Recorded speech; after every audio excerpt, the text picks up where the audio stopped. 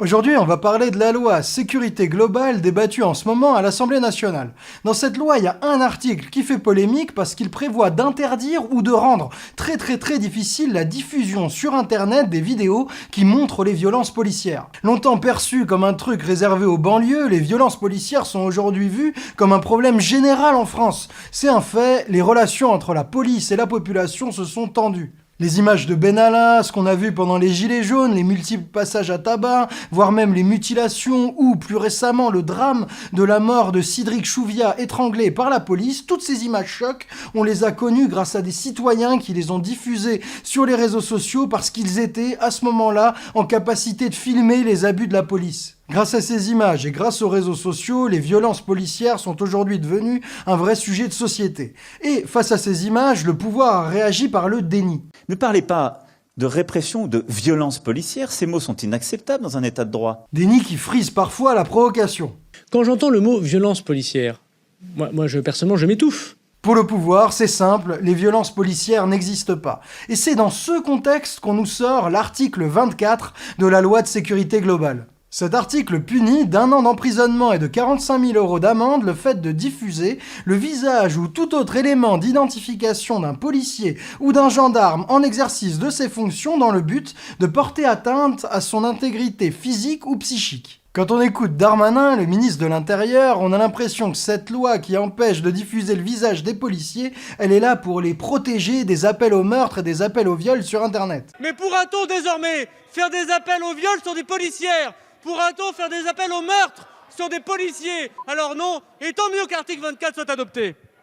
Mais ce qu'il dit pas, c'est que les policiers, comme tous les citoyens, sont évidemment déjà protégés contre de tels délits. Le ministère de l'Intérieur a même déjà fait fermer des sites qui appelaient à la violence contre les policiers. Mais bien sûr qu'il faut protéger ceux qui nous protègent, hein. Même si ça n'a pas toujours à voir avec les réseaux sociaux, le métier de policier, il est loin d'être facile, hein. On a même vu depuis 10-15 ans les agressions qu'ils subissent au travail augmenter, et là, ces dernières années, il y a même eu des assassinats sordides. Mais protéger les policiers des agressions, ça ne peut pas vouloir dire empêcher les citoyens de diffuser les leurs. C'est ça tout le problème de l'article 24 de cette loi, c'est qu'on n'est pas du tout sûr que les journalistes et même les simples citoyens puissent continuer à diffuser des images de policiers qui abusent en manifestation, lors d'interpellations ou même de contrôles de routine. Pourquoi ? Parce que l'article est rédigé de manière tellement floue que chaque caméra, chaque téléphone, si on le pointe devant un policier, ça pourrait être interdit. Déjà, comment les policiers vont savoir si la personne est en train de filmer, ce qu'elle a le droit de faire d'après l'article, ou de diffuser les images sur Internet, ce qui est peut-être interdit. Avec les smartphones, ce sera pas facile. Ensuite, comment on fait pour diffuser les images sans montrer les visages ? Faudra flouter ? Eh bien, c'est pas clair. Il y a certains députés République En Marche qui disent que non, mais quand on écoute Darmanin, le ministre, eh bien, il a un autre son de cloche. Est-ce que j'ai le droit de le filmer et de le diffuser ?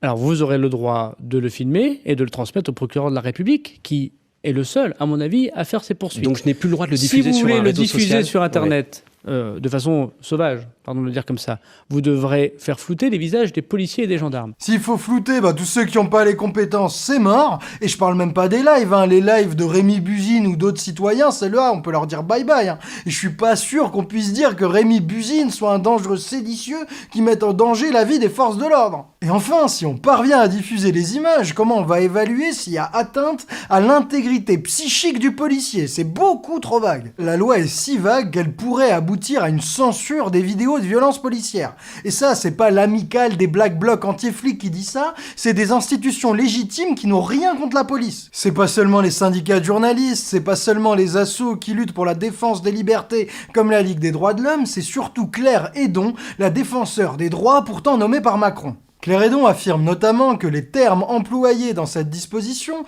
particulièrement dans le but de porter atteinte à son intégrité psychique ou physique, sont bien trop imprécis pour en limiter les contours. Quand c'est flou, c'est qu'il y a un loup. Mais on a aussi un avis du Haut Commissariat pour les droits de l'homme de l'ONU qui affirme à propos du même article que cette disposition est insuffisamment précise et pourrait donc décourager, voire sanctionner ceux qui pourraient filmer des violences policières, ce qui conduirait à une certaine immunité qui produirait une situation d'impunité pour des actes commis contraires aux droits de l'homme. Immunité pour des actes contraires aux droits de l'homme. Ça fait mal à la France de se faire traiter comme une dictature policière ou militaire. Bref, ce qu'il faut retenir de l'avis de ces deux institutions légitimes, c'est que notre article 24, il semble extrêmement dangereux pour notre droit à montrer les violences, à rendre visibles les abus de, heureusement seulement certains policiers ou certains gendarmes. Et si on écoute les syndicats de policiers, c'est exactement leur but, éliminer les images des violences policières. Voilà ce que déclarait le président d'Alliance en mai dernier. Il faudrait interdire à ce que les policiers soient filmés. Je veux dire, voilà. Et aujourd'hui, on retrouve les mêmes réactions de la part, entre autres, du syndicat des commissaires de police. Les commissaires se réjouissent de mettre au chômage le journaliste David Dufresne, un journaliste qui a recensé sur Twitter les violences policières et qui en a même fait un super film, Un pays qui se tient sage. Un tweet, c'est qu'un indice, je sais, mais ça donne quand même une idée du climat. Ça nous montre qu'il y a des policiers qui se réjouissent de réduire au silence journalistes et citoyens. Et attention, hein, pas n'importe quel policier. Pour devenir commissaire, faut un bac+5 et une solide formation en droit. La logique derrière cette loi, elle est claire. Limiter la diffusion d'images révélant les violences policières. Et attention, ça c'est un revirement complet par rapport à la doctrine précédente. La doctrine précédente, elle est rappelée dans une circulaire du ministère de l'Intérieur de 2008. Cette circulaire dit qu'il est interdit pour les policiers d'empêcher un citoyen de les filmer, que le citoyen a le droit de diffuser ces images et de dévoiler les abus quand il y en a. La police se doit d'être exemplaire, elle ne doit pas craindre l'enregistrement d'images ou de sons.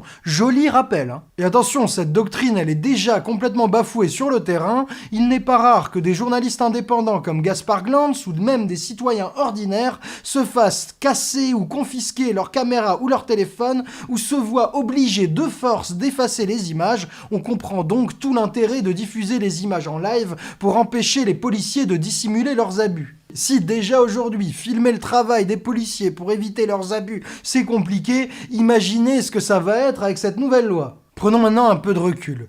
Depuis des années, les politiques ont fait le choix d'un maintien de l'ordre conflictuel et violent. Depuis des années, trop souvent, on couvre le sexisme ou le racisme dans la police. On couvre les violences, on organise l'impunité. Depuis des années, des politiques ont fait monter la rancœur et la défiance entre la police et la population. Au lieu de prendre ces problèmes à bras-le-corps, au lieu de tout faire pour avoir enfin une police exemplaire, appréciable et appréciée, au lieu de restaurer la confiance que nous propose Macron, il nous propose d'organiser le secret, il nous propose de faire taire les critiques. Et ça c'est grave parce que notre pays prend le chemin d'un état policier plus soucieux de préserver son pouvoir autoritaire que des libertés politiques fondamentales. Mais c'est aussi grave parce que cette politique est vouée à l'échec. On l'a vu avec le Covid, hein. C'est pas en mettant un problème sous le tapis, c'est pas en dissimulant les violences policières qu'elles vont disparaître. C'est pas en privant les citoyens de leur seul moyen d'autodéfense, le téléphone portable, que les relations avec la police vont s'améliorer. Et donc évidemment, c'est pas comme ça que vont diminuer les agressions contre les policiers qui, rappelons-le, n'ont pour la plupart commis aucun autre crime que celui de faire leur travail, et leur travail c'est nous protéger. Bref, en organisant le secret, Macron ne va aider ni la police, ni le peuple, ni la France. Il va simplement rendre les abus plus faciles et faire grandir la colère.